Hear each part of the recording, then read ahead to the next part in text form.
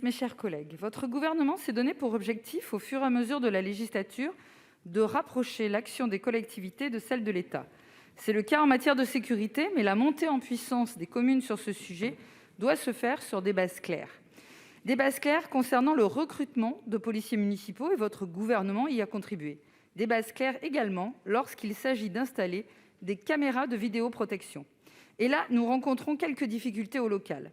Si l'État encourage, souvent très fortement d'ailleurs, les communes à se doter de caméras de vidéoprotection, dont elles ont la responsabilité et l'initiative, l'accompagnement financier qui est censé aller de pair est plus incertain. Il est incertain en ce qu'il émane du Fonds interministériel de prévention de la délinquance et de la radicalisation, le FIPDR. Alors que son extinction était programmée, il se retrouve finalement au cœur de la stratégie de montée en puissance sur cette installation de la vidéoprotection.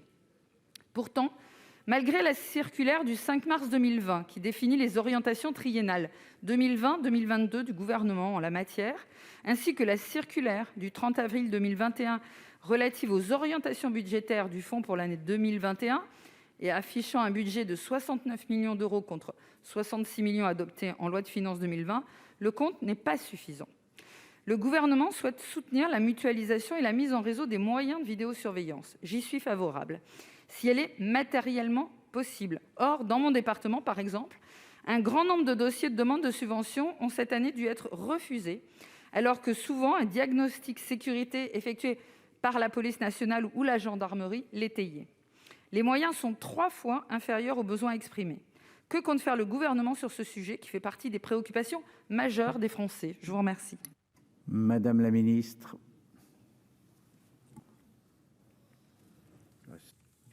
Merci Monsieur le Président. Madame la sénatrice, la vidéoprotection, c'est pour nous un enjeu majeur de la politique de sécurité globale. Vous l'avez tout à fait rappelé, le FIPD permet de financer plusieurs priorités: la prévention de la délinquance, la prévention de la radicalisation, la sécurisation des sites sensibles et les actions de sécurisation, dont la vidéoprotection. Et c'est une priorité annoncée par le Président de la République lors de la clôture du Beauvau de la sécurité.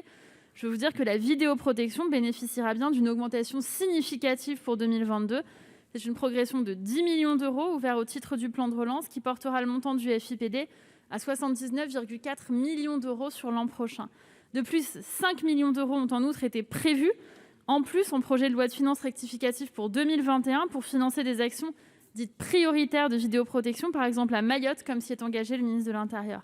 C'est un budget augmenté qui va permettre aussi aux préfets d'investir le champ de la lutte contre l'islamisme et contre les différentes atteintes aux principes républicains, et notamment leur permettre de veiller au déploiement partout sur le territoire de la loi du 24 août dernier. Je vous remercie. Merci, vous avez 7 secondes, Madame la Présidente, vous laissez.